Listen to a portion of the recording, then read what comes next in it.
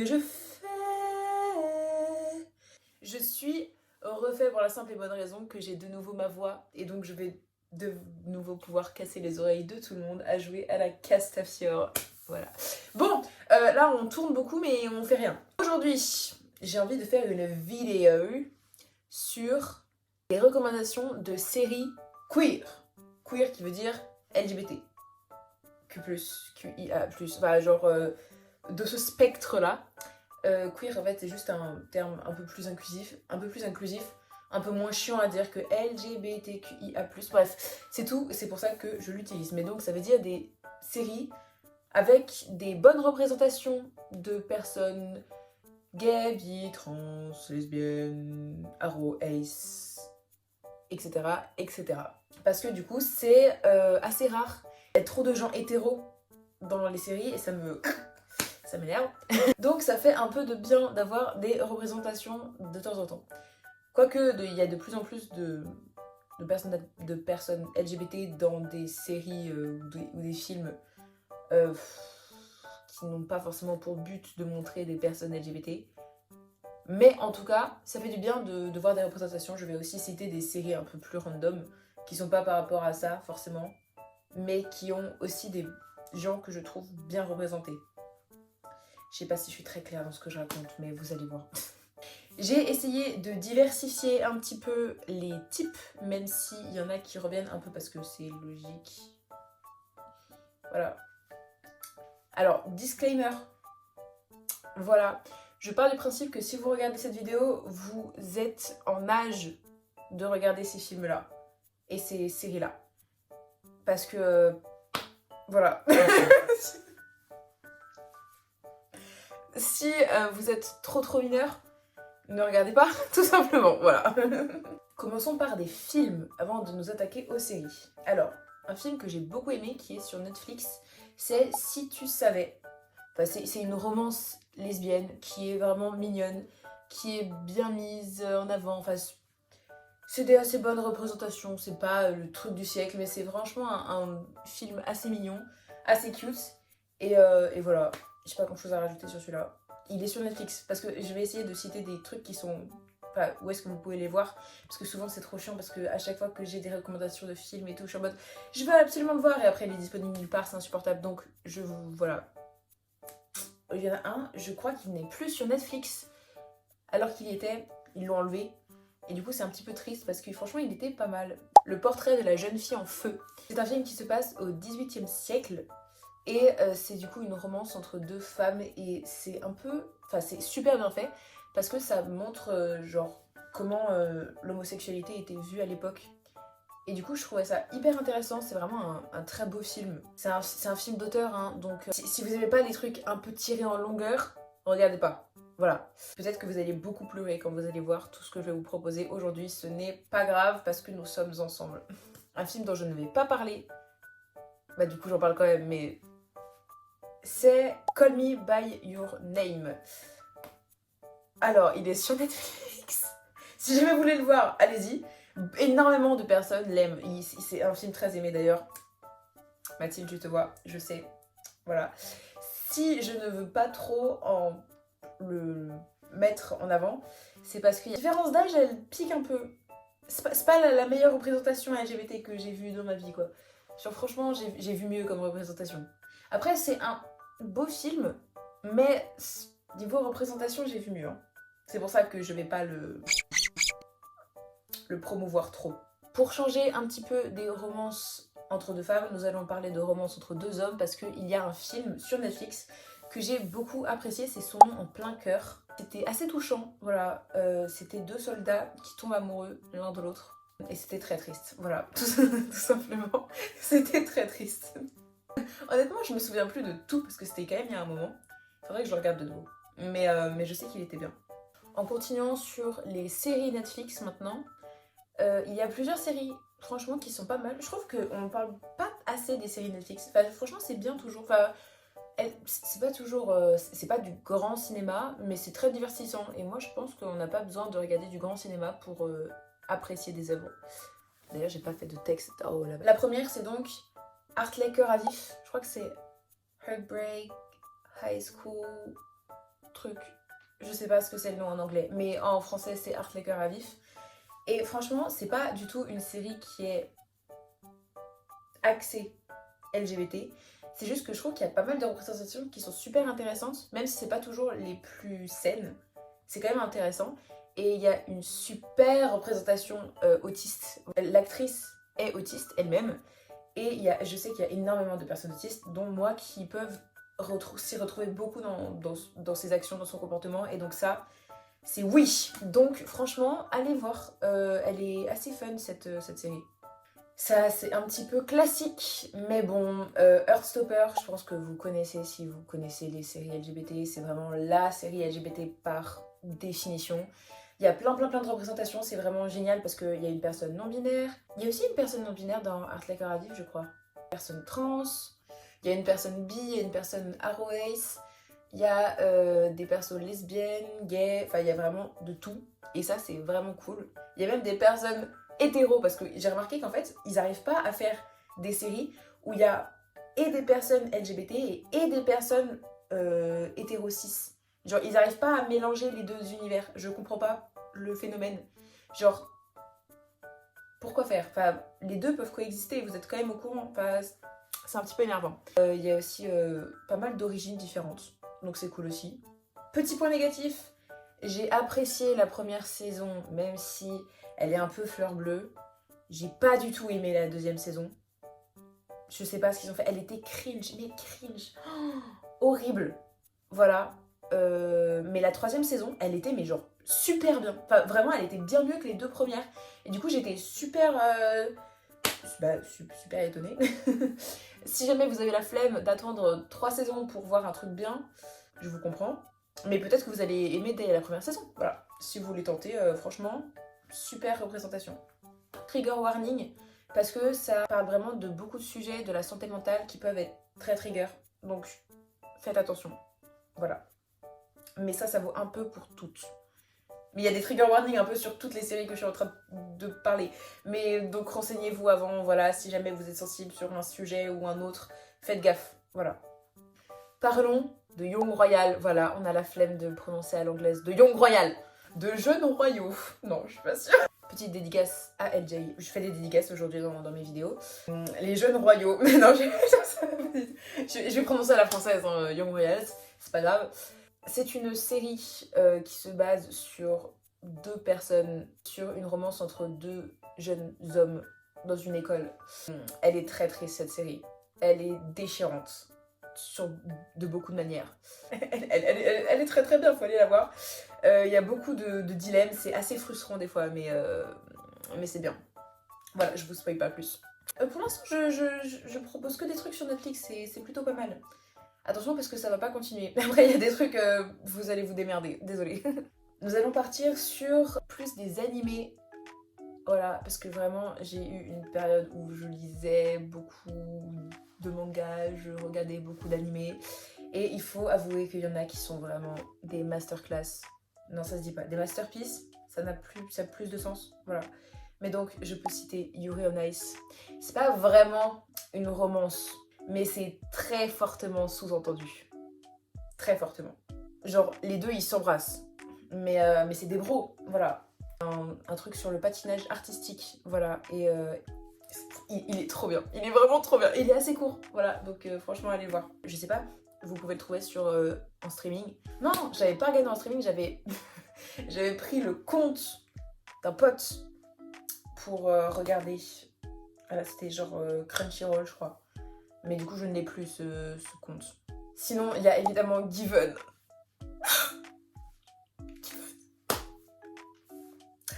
J'ai pas assez de mots pour décrire l'amour que j'ai pour cet animé. Il est génial. Il est très triste. Oh, oups. Maintenant que mon micro s'est de nouveau chargé, c'est-à-dire 1000 ans après, désolé, il n'y a plus de soleil. C'était joli avec le soleil. Given. Animé Boys Love, donc romance entre hommes, des musiciens. Et c'est très triste. Voilà. Mais c'est très très mignon. Voilà. En fait, j'en ai plein à proposer qui sont vraiment cool. Il y a Skate qui est trop chou. En soi, de base, c'est implicitement dit, alors que dans Given, c'est vraiment dit explicitement. Là, dans Skate, c'est un peu... Voilà, mais apparemment dans la saison 2, qui arrive bientôt d'ailleurs, je crois, avant qu'elle soit déjà arrivée, ça va être plus explicite. Enfin, genre, ça va être dit. Et du coup, ce serait cool. On va passer au Girls Love un peu, là, du coup. Mais Nana, voilà, Nana. Je m'en fous, mais elles sont pas ensemble. Si, elles s'aiment, c'est évident. Elles le disent, enfin, c'est évident. Voilà, je vais vous mettre des citations. Vous allez voir. I never knew Hachiko had a boyfriend. You're surprised she actually has one? Well, yeah. Well, yeah, she says. Because to be honest, I thought she was only in love with you. Looking back on it now, the way I felt about you, Nana, felt a lot like falling in love. Mais franchement, vraiment, regardez Nana. C'est sur des sites de streaming. Il y a 40 épisodes, je crois. Les 20 premiers, je peux les regarder en boucle. Les 20 derniers, je ne les regarde pas. Parce que c'est trop triste et c'est horrible. Mais en fait, c'est un peu genre une super représentation. Genre des compètes lesbiennes qui ont besoin du regard masculin et tout, de la validation masculine. J'adore Nana. Et c'est très triste. Vous allez mourir si vous allez regarder ça. Mais c'est pas grave. En fait, je ne sais pas trop pourquoi, mais j'ai beaucoup moins de mal à trouver des romances gays que des romances lesbiennes qui sont bien. Pas que je préfère l'un ou l'autre. C'est même pas des préférences personnelles, c'est vraiment que je sais pas pourquoi. Ils arrivent pas à faire des girls love bien. Pourquoi faire? Enfin, je comprends pas. C'est pas si complexe, enfin, ça m'énerve un peu. Pour changer un petit peu, nous allons partir sur des dramas thaïlandais. C'est une industrie super connue. Les BL et les GL Thaï, voilà. Mon GL préféré que vous devez voir, qui est sur YouTube. C'est plutôt... Voilà, mais genre, tout est tragique. Les effets spéciaux sont un peu nuls. Mais c'est pas grave, il y en a pas beaucoup. C'est vraiment genre tragique. L'acting, il est super. Bah après, les sous-titres, ils sont en anglais, du coup. Ouais, en fait... Ah oui, merde, j'avais oublié ça. Là, ceux que je vais citer, si vous parlez pas anglais, vous êtes dans la merde. Sauf si vous parlez thaï, quoi, mais je pense pas. Vraiment, l'histoire, tout est dramatique. Pourtant, j'ai pas pleuré, mais beaucoup de gens ont pleuré en le regardant. Il y a que des histoires qui s'entremêlent et des... Ah, tout est frustrant parce que, en fait, tout le monde doit savoir quelque chose, mais personne ne le sait, mais tout le monde le sait, mais personne ne le dit, mais c'est... Ah, c'est terrible. Mais c'est pas trop frustrant, parce que j'en ai vu des très frustrants qui étaient juste frustrants et chiants. Mais celui-là, il était vraiment bien fait. Ce que je déplore un petit peu dans les dernières séries que je vais citer du coup, c'est que contrairement aux premières, il y a beaucoup moins de représentation. Voilà, c'est surtout soit t'es hétéro, soit t'es gay, soit t'es hétéro, soit t'es gay, et il y a tout le monde qui est gay, et du coup, voilà. C'est un petit peu énervant, genre on pourrait mettre tellement plus de représentation, il n'y a pas de personnage trans, il n'y a pas de personnage rien que bi. Voilà, alors les personnages asexuels, on n'en parle pas, ça, mais ça n'existe pas, c'est fou. Franchement, j'ai dû regarder... j'ai regardé 2 séries où il y a un personnage asexuel. Arrow Ace. Je comprends pas pourquoi il y a si peu de représentation. C'est assez insupportable, au final. En fait, souvent dans les BL et GL Thaï, tout le monde est gay. Voilà. La norme, c'est que si vous regardez un BL, il va y avoir que des couples gays. Si vous regardez un GL, il va y avoir que des couples lesbiens. Et on s'arrête là. Vraiment, je sais pas pourquoi. Enfin, genre, il n'y a pas de personnes hétéros. S'il y en a souvent, genre, 1 ou 2. Mais ils sont pas en couple. Mais ils sont juste hétéros. Voilà, leur statut, c'est d'être hétéro. Ça change un peu vu que 99% des séries, elles sont juste hétéros. Bah là, il y en a 3, elles le sont pas. Donc c'est bon. Ça fait un peu de bien de voir un peu autre chose. Un gros coup de cœur que je viens d'avoir, et parce que j'ai vraiment fini hier, c'est Your Sky. Alors c'est aussi du coup sur YouTube. J'ai galéré à trouver les épisodes. Je pense que vous pouvez le trouver sur un autre site parce que c'est pas très pratique sur YouTube. Mais c'est genre tellement mignon. Enfin, tout est mignon. Du début à la fin, c'est juste une histoire qui se passe sans embûche. Genre juste, on voit tout évoluer. C'est vraiment tellement bien. C'est génial. Enfin, j'ai pas terminé parce qu'il reste encore un épisode. Mais par contre, l'épisode 11, j'ai pleuré. Voilà, alors que c'est vraiment le truc le moins triste de tout ce que je viens de citer. C'est genre le seul où j'ai pleuré.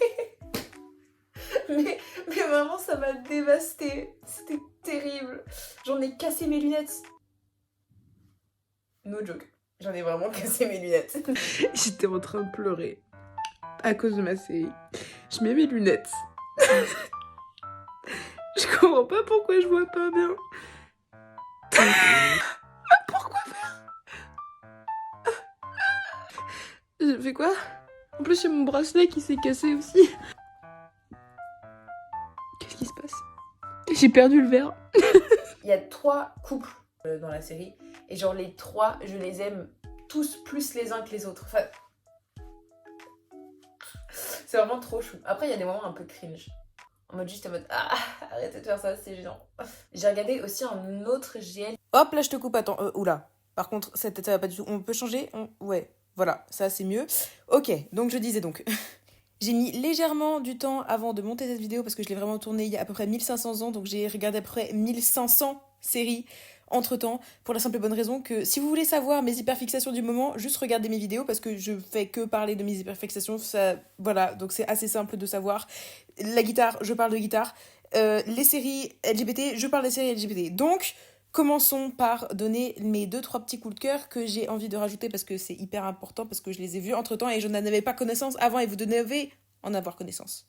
Premièrement, alors c'est Jack and Joker, c'est absolument incroyable, je pense que c'est ma série préférée, genre en ce moment c'est vraiment génial, je les aime d'amour, les acteurs je les aime d'amour, le scénario je l'aime d'amour, tout est génial. Il y a juste un peu le plot final, voilà, genre pas ouf, mais tout le reste est vraiment trop bien, c'est génial. Le deuxième c'est aussi un BL, c'est We Are The Series. La série, bref, vous avez compris, j'ai la flemme de faire un accent correct. Mais je viens de terminer et la vibe, elle est tellement incroyable. C'est des groupes de potes, il y a genre 10 personnages, c'est impossible à suivre, mais démerdez-vous, écoutez, j'ai réussi, donc vous allez réussir. En plus, moi, je retiens les noms des acteurs, en plus des noms des personnages. Donc, voilà, vous allez y arriver. Celui-là, il est sur YouTube, alors que l'autre n'était pas sur YouTube, il est en streaming. Mais vraiment, la vibe, elle est tellement géniale, c'est juste des étudiants qui sont potes. Et bah, il y en a qui tombent amoureux, mais c'est tellement génial. Genre, en fait, ça me rend nostalgique d'une période que je n'ai jamais vécue. Mais du coup, voilà. Franchement, allez voir, je suis trop fan. Du coup, je suis duplex. Non, je suis soit perplexe, mais pas duplex. 23.5. C'est un GL. Le personnage principal, il m'énerve. Du coup, j'ai pas apprécié l'intrigue. Parce qu'elle m'énervait tellement. J'ai pas réussi à apprécier le truc. Mais en vrai, il est mignon, hein, mais ça m'énervait. Excuse-moi, oui, c'est encore moi. Mais en fait, j'ai totalement oublié de parler d'une série. Pas du tout dans cette catégorie-là. C'est-à-dire que c'est vraiment la catégorie du tout début. C'est-à-dire, voilà. C'est une série Netflix. C'est I Am Not Okay With This. Et j'en ai marre de mon accent, mais bref. En fait, c'est vraiment genre une série absolument incroyable. C'est une mini-série. En fait, je suis dévastée qu'il n'ait pas fait de suite parce que ça a fini un peu en queue de poisson.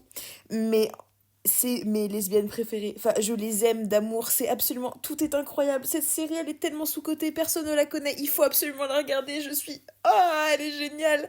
Elle est tragique. Et puis, l'intrigue est tellement bien faite. Et puis, elle est courte. Tu vois, c'est une petite série.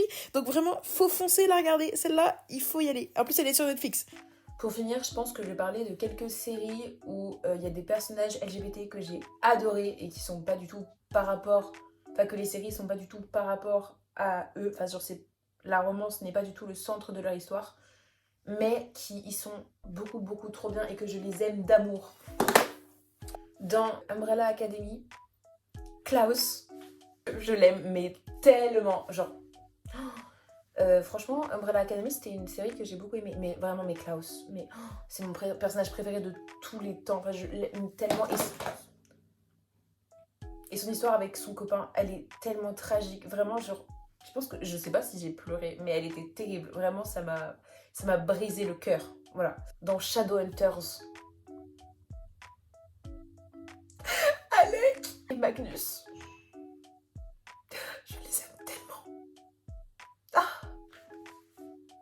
vraiment, mais je les aime. Mais en vrai, il y a dans pas mal de séries, il y a de plus en plus de persos LGBT, donc ça c'est cool. Mais franchement, allez, Kate Magnus. En fait, aussi quelque chose que j'aime beaucoup dans les séries, c'est quand, genre, être LGBT, c'est pas un problème, c'est pas un sujet, c'est juste en mode, c'est un fait. Et du coup, c'est grave cool. Enfin, dans les BL et JL taille, c'est vraiment, la plupart du temps, c'est juste comme ça. Genre, tout le monde est gay. Et c'est juste comme ça. Et je trouve ça super drôle. Dans les 100, Clark et Lexa. Let's go lesbians, let's go. Let's go, lesbians, let's go! Here we go, lesbians. Here we go, lesbians. Come on. Oh my god, lesbians. N'ai-je pas parlé de Arcane? Ça a été mon obsession pendant plusieurs semaines. C'était mon hyperfixation en fait. Et du coup, je faisais Arcane nuit et jour, tout le temps, que ça, voilà. Pour les personnages LGBT, le personnage principal est lesbienne. Et du coup, franchement, c'est génial. Même si en soi, leur dynamique de relation, elle est terrible.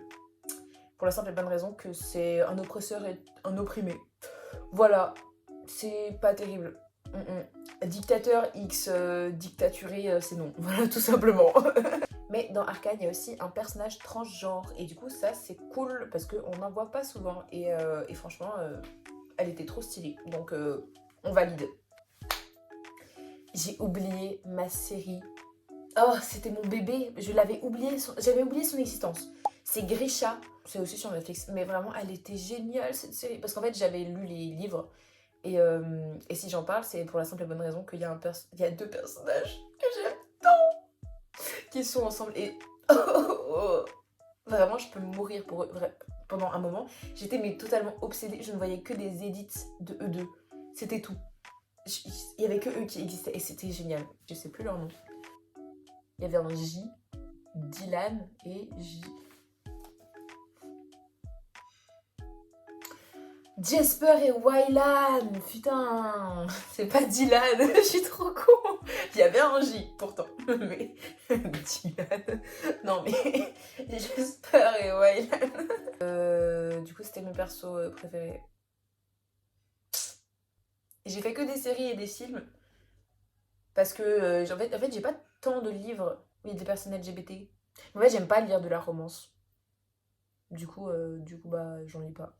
J'espère que vous avez apprécié cette vidéo et mon engouement parce que moi je l'ai apprécié parce que en ce moment je regarde énormément des séries et du coup il fallait que je partage ça. Prenez soin de vous, à la semaine prochaine et